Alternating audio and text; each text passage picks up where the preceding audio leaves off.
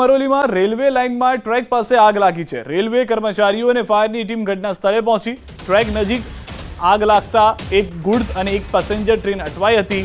ફાયરની ટીમે ઘટના સ્થળે પહોંચી આગ પર કાબુ મેળવ્યો। આગ પર કાબુ મેળવ્યા બાદ ટ્રેન વ્યવહાર ધીમે ધીમે શરૂ કરવામાં આવ્યો। ટ્રેક પાસે આગ લગાડવામાં આવી છે કે કેમ એ દિશામાં રેલવે પોલીસે શરૂ કરી છે તપાસ। ગત વર્ષે પણ આ જ જગ્યાએ આગ લાગતા રાજધાની ટ્રેનને 2 કલાક અટકાવવામાં આવી હતી। પાણીની સમસ્યાને લઈને આમોદ પાલિકાનો ઘેરાવ। 5 દિવસથી પાણી ન આવતા વોર્ડ નંબર 5ના રહીશોનો હોબાળો। પાણી આપવાની માંગ સાથે પાલિકા પ્રમુખ ઉપપ્રમુખનો ઘેરાવ કરવામાં આવ્યો।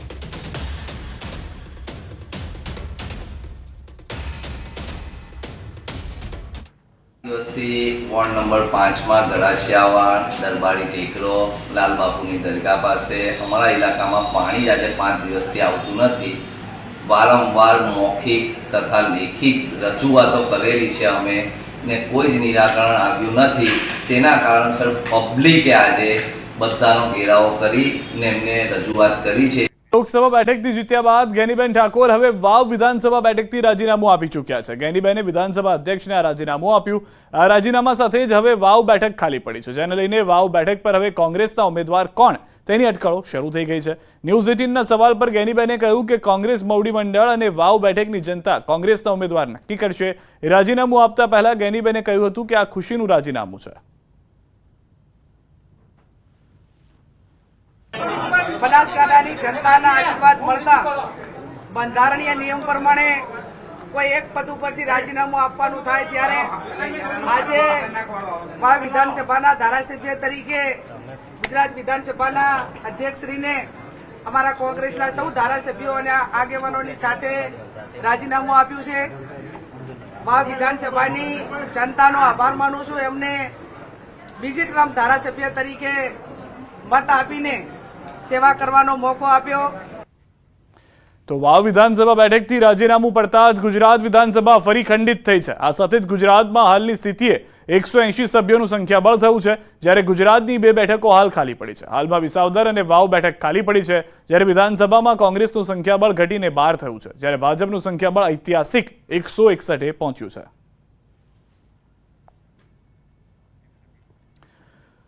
કોંગ્રેસ કાર્યાલય ખાતે ગેનીબેનનું ભવ્ય સ્વાગત કરવામાં આવ્યું। ગેનીબેન ઠાકોરનું ભવ્ય સ્વાગત જતા શક્તિસિંહ ગોહિલે સ્વાગત કર્યું હતું। ગેનીબેનનું ફૂલ વર્ષાથી સ્વાગત કરાયું હતું।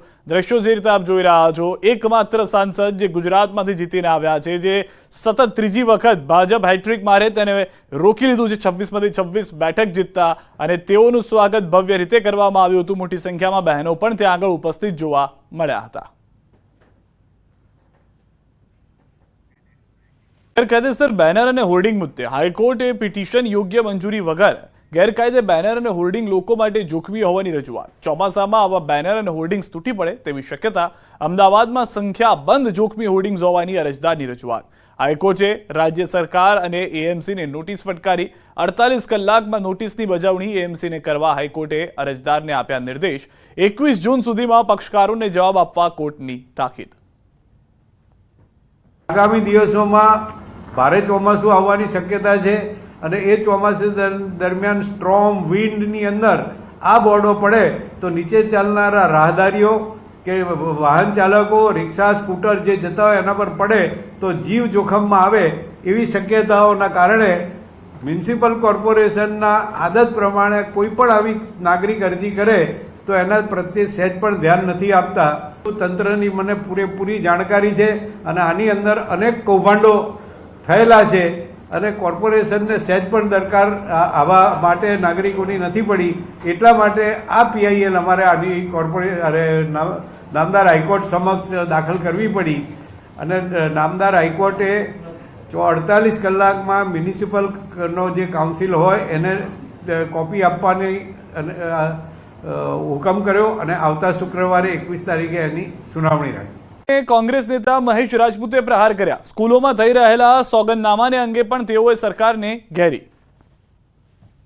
એટલે તમારી સ્કૂલ શાળાઓ ચલાવવા માટેનું એક લાયસન્સ દઈ દેવાની જે સરકારની પદ્ધતિ છે તે વ્યાજબી પદ્ધતિ નથી। ફરીથી બાળકોને જોખમમાં મૂકવાની વાત છે। ઘણી શાળાઓ તો એવી છે કે જેનો સિંગલ રસ્તો ઉપર જવાનો અને બિલ્ડિંગમાં આવવાનો છે, તો ક્યારે કોઈ અગ્નિનો બનાવ બને કે અન્ય કોઈ બનાવ બને કે ભૂકંપ આવે ત્યારે આ બાળકોની પરિસ્થિતિ શું થશે એનું એક પણ જાતની રહેરાહ રાખતા ન હોય અને સરકાર માત્ર ને માત્ર શિક્ષણ માફિયાઓની સાથે હોય તેવું બહુ સ્પષ્ટ થઈ રહ્યું છે. વિભાગના પ્રિન્સિપલ સેક્રેટરીને હાઈકોર્ટનો મહત્વનો આદેશ. રાજ્યની તમામ શાળાઓમાં ફાયર સેફટી અંગે તપાસ કરવા આદેશ. શહેરી અને ગ્રામ્ય કક્ષાએ શાળાઓની તપાસના આદેશ કરાયા છે. પ્લે ગ્રુપ, પ્રી પ્રાઇમરી અને પ્રાઇમરી, સેકન્ડરી, હાયર સેકન્ડરી સહિતની શાળાઓમાં થશે તપાસ. શાળાઓમાં તપાસ કરવા માટે 1 મહિનાનો સમય અપાયો છે. ગુજરાત હાઈકોર્ટ એડવોકેટ એસોસિએશન તરફથી બ્રિજેશ ત્રિવેદીએ કરી રજૂઆત. રાજ્યના મુખ્ય ફાયર ઓફિસર જ અનક્વોલિફાઈડ છે. અગ્નિકાંડને લઈને કોંગ્રેસે ફરી સવાલો ઉઠાવ્યા છે. ધારાસભ્ય જિગ્નેશ મેવાણી અને લાલજી દેસાઈએ તપાસ સામે સવાલ ઉઠાવ્યા. સાથે જ આગામી 15 તારીખે કમિશનર કચેરી બહાર કોંગ્રેસ ઉગ્ર દેખાવ કરવાનું એલાન કરી ચૂકી છે. એસઆઈટી એ મોરબી કાંડમાં પણ બની હતી અને મોરબી કાંડની મેટર લડી રહેલા એક એડવોકેટ મિત્ર સાથે વાત થઈ. એમણે કહ્યું કે મોરબી કાંડમાં દાખલ થયેલી ચાર્જશીટમાં એસઆઈટીના રિપોર્ટને મૂકવામાં આવેલ નથી. મતલબ કે આ એસઆઈટીના રિપોર્ટનું તક્ષશિલા કાંડ, મોરબી કાંડ કે અગ્નિકાંડ જેવી ઘટનામાં આપણે પાણીપુરી ખાતા હોય અને એ વખતે હાથમાં જે કાગળ પકડાવે એનાથી વિશેષ કોઈ મહત્વ રહેતું નથી. દિવાસળી અને પેટ્રોલ ભેગું રાખો તો શું થાય? એટલે આ માનવ સર્જિત હત્યાકાંડ કહી શકાય એવો આ એક હત્યાકાંડ સર્જાયો છે, જ્યાં અનેક સવાલો આપણાને ઊભા થાય. આ સવાલો જે છે, રહેણાંક વિસ્તારમાં આવા ગેમ ઝોન હોય જ ના શકે. તો રહેણાંક ચારે બાજુ મોટા મોટા બિલ્ડિંગ છે, રહેણાંક વિસ્તારમાં ગેમ ઝોનને મંજૂરી કોણે આપી? ગેમ ઝોન અગ્નિકાંડ અંગે સુનાવણી પૂર્ણ થઈ ચૂકી છે. રાજ્ય સરકાર પાસેથી 3 બાબતોના રિપોર્ટ મંગાવાયા છે. 4 જુલાઈના રોજ વધુ સુનાવણી હાથ ધરાશે. 1 fact finding report, 2 departmental inquiry, 3 શાળાઓની બિલ્ડિંગમાં તપાસ. આ 3 બાબતોના રિપોર્ટ માંગવામાં આવ્યા છે, જે હાલમાં જાણકારી મળી રહી છે. રાજકોટ અગ્નિકાંડ મામલે સુનાવણીમાં હાઈકોર્ટે સરકારને વેધક સવાલ પણ કર્યા છે. વધુ માહિતી મેળવીશું ન્યૂઝ 18 સંવાદદાતા મૌલિક પાસેથી. મૌલિક, જે રીતની સુનાવણી જોવા મળી રહી છે, સીધા જ આકરા પ્રહાર અને સવાલો કરવામાં આવ્યા છે સરકારને, શું વધુ માહિતી? સિદ્ધાર્થ, ચોક્કસથી આજે જ્યારે રાજકોટ અગ્નિકાંડ મામલે સુનાવણી હાથ ધરવામાં આવી હતી, પિટિશનની સાથે પક્ષકારો જે છે તે પણ દલિતો ઉપર ઉતર્યા હતા. ખાસ વેધક સવાલો કરતા હાઈકોર્ટ જે છે તેને આકરા પગલા ભરવા માટે પણ ટકોર કરી હતી. મહત્વનું છે કે 3 અલગ અલગ બાબતો જે છે તે કોર્ટના ધ્યાનમાં મૂકવામાં આવી હતી અને તેને પગલે આગામી સમયમાં આવા કોઈપણ પ્રકારના બનાવો ના બને અને તે બનાવ બને તો તેને પહોંચી વળાય તે માટેની ચોક્કસ સમિતિઓ બનાવવામાં આવે અને હાયર લેવલની કમિટી બનાવી તેનો જે રિપોર્ટ તૈયાર થાય અને તેની તપાસ થાય તે બાબતની એક રજૂઆત કરવામાં આવી હતી. જેને કહી શકાય કે ઘટના બને છે તો તેને ફેક્ટ ફાઇન્ડિંગ રિપોર્ટ જે છે તે પણ કોર્ટ સમક્ષ મૂકવામાં આવે. ત્યારબાદ ડિપાર્ટમેન્ટલ ઇન્ક્વાયરી કે જે જવાબદાર અધિકારીઓ હતા, જેને આ 2021 થી ગેમ ઝોન ચાલુ હતો ત્યારથી લઈ અત્યાર સુધી કેવા પ્રકારની કાર્યવાહી કરી હતી, કેટલા લોકોને પરમિશન આપી હતી, આ તમામ પાછળ જવાબદાર વ્યક્તિઓ કોણ છે તેની ડિપાર્ટમેન્ટલ ઇન્ક્વાયરી કરવાની જવાબદારી સોંપી છે.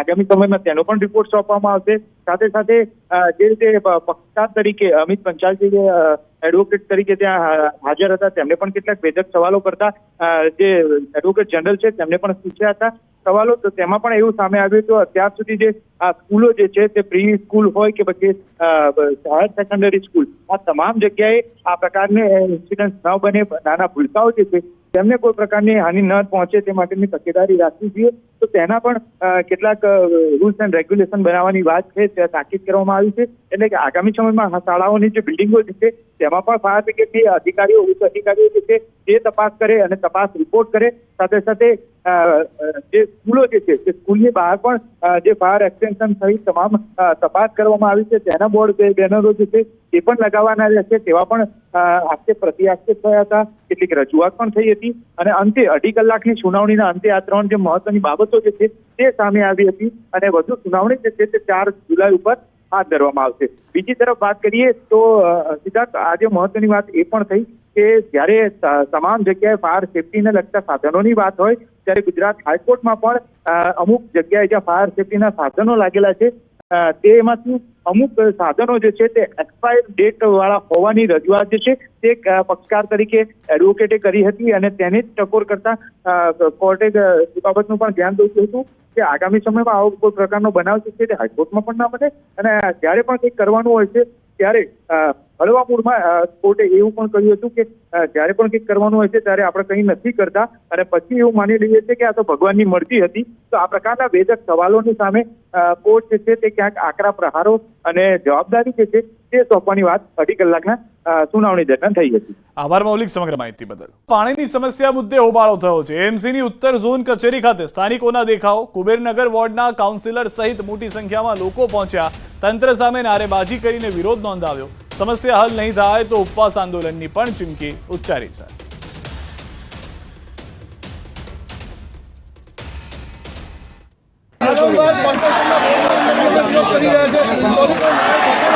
આજે અમે નક્કી કર્યું છે કોઈ માહિતી નહીં આપે અમે બધા અહીંયાથી જવાના નથી. અમારા વિસ્તારના અલગ અલગ ચાલીઓમાં પાણી પીવા માટે નથી. કુંભાજીની ચાલી જેની રજૂઆત જે કરી રહ્યા છે જેમાં 1500 જેટલા મકાનો છે, આ ઉપરાંત ભગવતીનગર, સંતોષીનગર એ જે તમામ વિસ્તારો છે જેમાં પાણીની સમસ્યા જે આજથી 1.5-2 મહિના પહેલાં હતી એને સુધારણાના ભાગરૂપે અમે લોકોએ એક સેપરેટ લાઇન પાણીની નાખી અને મેઘાણીનગર ટાંકીમાં એનું જોડાણ કરેલું છે. સાબરકાંઠાથી સમાચાર મળી રહ્યા છે. લારી ગલ્લા પાથરણા વાળામાં રોષ જોવા મળી રહ્યો છે. ઈડરમાં લારી ગલ્લા પાથરણા વાળાને દૂર કરતા રોષ, વિરોધ નોંધાવનાર વેપારીઓને રેલીની મંજૂરી ન આપતા તંત્ર સામે ભારે રોષ જોવા મળ્યો. સમગ્ર ઈડર શહેર પોલીસ છાવણીમાં ફેરવાયું છે. નગરપાલિકા દ્વારા જાહેર માર્ગની સાઈડમાં ધંધો રોજગાર કરતા વેપારીઓને તંત્ર દ્વારા દૂર કરાયા હતા. તંત્ર દ્વારા વૈકલ્પિક વ્યવસ્થા ન કરવામાં આવે ત્યાં સુધી ધંધો રોજગાર કરવા દેવામાં આવે તેવી માંગ ઉઠી છે. સતત 2 દિવસથી શાકભાજી, ફ્રૂટ તેમજ જીવન જરૂરિયાતની ચીજવસ્તુઓનો ધંધો રોજગાર ઠપ હોવાથી તેઓમાં ભારોભાર રોષ ભભૂક્યો છે. આવનાર દિવસોમાં તંત્ર દ્વારા માંગ સ્વીકારવામાં નહીં આવે તો વિરોધ યથાવત રાખવાની ચીમકી ઉચ્ચારાઈ છે. વધુ માહિતી ન્યૂઝીલેન્ડ સંવાદદાતા ઈશાન પાસેથી મેળવીશું. ઈશાન, સમગ્ર ઘટનાની શરૂઆત ક્યાંથી થઈ હતી અને હાલમાં શું કહી રહ્યા છે પાથરણાવાળા લોકો? ચોક્કસ નગરપાલિકા દ્વારા કામગીરી ચાલુ કરવામાં દબાણો દૂર કરવાની કામગીરી ચાલુ કરવામાં આવી, જેને નગરપાલિકા વિસ્તારમાં લારી ગલ્લા તેમજ પાછળના વેપારીઓને દૂર કરવામાં આવ્યા હતા, જેને લઈને તેમને આક્રમક મૂડમાં જોવા મળી રહ્યા છે. ખાસ કરીને પહેલા તો તેમણે ધારાસભ્યના ઘરે જઈને ત્યાં રજૂઆત કરી હતી, ત્યારબાદ એને રેલીની મંજૂરી માંગી હતી. ત્યારબાદ રેલીની મંજૂરી ન આપતા હાલ પછી સમગ્ર લોકો દ્વારા વિરોધ પ્રદર્શન કરવામાં આવી રહ્યું છે. અને ખાસ કરીને હાલ ઈડર જે વિસ્તાર છે જ્યાં લારી પાછળના અને લારી ગલ્લાવાળા લોકો છે ત્યાં સમગ્ર પોલીસ છાવણી ફેરવાઈ છે. નોંધનીય છે કે તેમની એક જ માંગ છે, જ્યાં સુધી વૈકલ્પિક વ્યવસ્થા ન કરવામાં આવે ત્યાં સુધી એ ધંધો કરવા દે. કારણ કે રોજનું કમાઈને રોજનું ખાવાવાળા લોકો છે અને તમામ લોકોને અત્યારે હાલ રોજગારી છીનવાઈ રહી છે, જેના કારણે અત્યારે હાલ તો આક્રમક મોડમાં જોવા મળી રહી છે. જો આવનાર સમયમાં કોઈ વૈકલ્પિક વ્યવસ્થા નહીં થાય તો આના કરતા પણ વધુ ઉગ્ર આંદોલન થાય તેમાં નવાઈ નહીં. જી સિદ્ધાર્થ. આભાર ઈશાન સમગ્ર માહિતી બદલ. તો હાલમાં સ્પષ્ટ છે કે જે રોષ છે તે જોવા મળી રહ્યો છે અને મામલાને પહેલા જ સુલટાવવામાં આવે તેવા પ્રયાસ થઈ રહ્યા છે. સમાચાર, રામોલ બ્રિજ પાસેથી નકલી ચલણી નોટો ઝડપાઈ છે. સીઆઈડી ક્રાઇમે 15,30,000ની નકલી નોટ સાથે 3ને પકડ્યા છે. ઝડપાયેલા 3 શખ્સો રાજસ્થાનના હોવાનું સામે આવ્યું છે. રાજસ્થાનમાં પણ 2 વખત પકડાઈ ચૂક્યા છે આરોપીઓ. અમદાવાદમાં મોહિન નામના શખ્સને નકલી નોટ આપવાના હતા. એમપીમાં ભાડાના મકાનમાં કલર ઝેરોક્સ મશીનથી નોટો બનાવી ચલણી નોટ બનાવવા પેપર અને ઇંક ક્યાંથી લાવ્યા તે અંગે તપાસ ચાલુ. અમે 15 લાખથી 16 લાખની બનાવટી ચલણી નોટ પકડી પાડી છે. અમદાવાદ નજદીક રામોલ બ્રિજ પાસેથી જે FICN છે પકડી પાડી છે. એમાં 3 આરોપી ટોટલ એરેસ્ટ કર્યા છે. એક તો સતીશ કુમાર જીનવા, અનિલ કુમાર રજત અને એક મેઘવાલ નામનો આરોપી છે. 3 આરોપી ઝાલાવાડ જિલ્લાના છે, રાજસ્થાનના, અને સ્પેસિફિક ભવાની મંડીના છે લોકો. અને આ લોકો પાસેથી જે નોટો કબજે કરેલી છે તે હાઈ ક્વોલિટીની છે. સમાચાર, ગીર સોમનાથથી તંત્રની ઘોર બેદરકારી. ગીર ગઢડાના પડપાદર ગામે ભોજનમાં જીવાત. આંગણવાડી કેન્દ્રના ભોજનમાં નીકળી છે જીવાત. ભોજનમાં ઈયળ, ધનેડા નીકળ્યો હોવાની જાણકારી છે. વાલીઓનો આક્ષેપ છે કે બાળકોએ ઘરે જાણ કરતા મામલો સામે આવ્યો છે. સત્તાધીશોને તો ખ્યાલ પણ ન હતો. બાળકોએ જ્યારે ફરિયાદ કરી ત્યારે આ સમગ્ર ઘટના સામે આવી. તો જીવાતવાળું ભોજન સંચાલિકાએ ફેંકી દીધું. સરપંચ સહિત ગ્રામજનો દ્વારા આંગણવાડી કેન્દ્ર પહોંચ્યા હતા. ગ્રામજનો અને આંગણવાડી સંચાલિકા તથા તેમના પતિ સાથે બોલાચાલી થઈ હોવાની જાણકારી છે. આવતીકાલથી આંગણવાડી કેન્દ્ર ન ખોલવા દેવા ગ્રામજનોની ચીમકી છે. સરપંચે સમગ્ર મામલે સીડીપીઓને રજૂઆત કરી છે કે બાળકોને જીવાતવાળું ભોજન આપવામાં આવ્યું છે. જે સંચાલિકા હતા તેઓ સમજી ગયા હતા કે અનાજની અંદર ડખો છે અને તેઓએ અનાજ ગ્રામજનો પહોંચે તે પહેલા જ ફેંકી દીધું હતું. ગ્રામજનોએ હાલમાં સ્પષ્ટ કર્યું છે કે જો બાળકોને આ રીતનું જ ભોજન આપવું હોય તો તેઓ આંગણવાડી કાલથી ખોલવા નહીં દે. સરપંચે આગળ ફરિયાદ કરી હોવાની પણ જાણકારી મળી રહી છે. ઈળું ને મટકા નીકળેલા હતા. અમે ભાગપેટી ઘરે આવીને જોયું, અમે છાંક્યું હતું પણ એમાં જોયું ને ત્યાં તો એક ક્ષણા હળીગલા નીકળ્યા ને એમાં હળીગલા નીકળ્યા ને એમાં મટકા મરી ગયેલા અને ઈળું પણ દેખાય અમને. હા, એ બંને જાણકથા હતા. હું હરુભરું આવ્યો છતાંય ઉગ્ર વસ્તુ કરતા જાય છે. મેં ગઢડા સાહેબ શ્રીને પણ જણાવેલું કે ભાઈ આ વસ્તુ બનેલી છે અમારા ગામમાં, જેથી કરીને સંજ્ઞાનમાં લેવું કે અનાજમાં કોઈ જંતુ નીકળે એ સલાવી લેવામાં નહીં આવે. સરપંચ દ્વારા જાણ થઈ છે અમને બપોર પછી અને એ બાબત માટે અમે રૂબરૂ સ્થળ કરાઈ કરી સંચાલક અને આંગણવાડી કેન્દ્ર અને ગ્રામજનો સાથે રૂબરૂ મુલાકાત કરી. રાજકોટથી મળી રહ્યા છે. રાજકોટ જિલ્લામાં વાતાવરણ પલટાયું છે. લોધિકા તાલુકાના વિસ્તારોમાં વરસાદ, લોધિકા નજીક અનેક ગામડાઓમાં વરસાદ થયો છે. બપોર બાદ વાતાવરણમાં પલટો આવ્યો છે. સાથે ધીમી ધારે વરસાદ પણ શરૂ થયો છે. પાંભર, ઈટારા, વડવાજળી, હરિપર સહિતના વિસ્તારોમાં વરસાદ થયો છે. આ તમામ ગામોમાં વરસાદ જોવા મળી રહ્યો છે. રાજકોટ શહેર અને જિલ્લામાં ખેડૂતોને વાવણી માટે આશા બંધાઈ છે. જે રીતના દ્રશ્યો આપ જોઈ રહ્યા છો, ચોમાસું ધીમું પડ્યું છે જે કહેવામાં આવી રહ્યું છે, પરંતુ સૌરાષ્ટ્રના કેટલાક વિસ્તારોમાં વરસાદની શરૂઆત થઈ ચૂકી છે. વધુ માહિતી ન્યૂઝ 18 સંવાદદાતા હાર્દિક પાસેથી મેળવીશું. હાર્દિક, રાજકોટ જિલ્લો શું કહી રહ્યો છે? કેવો છે વરસાદ ત્યાં આગળ?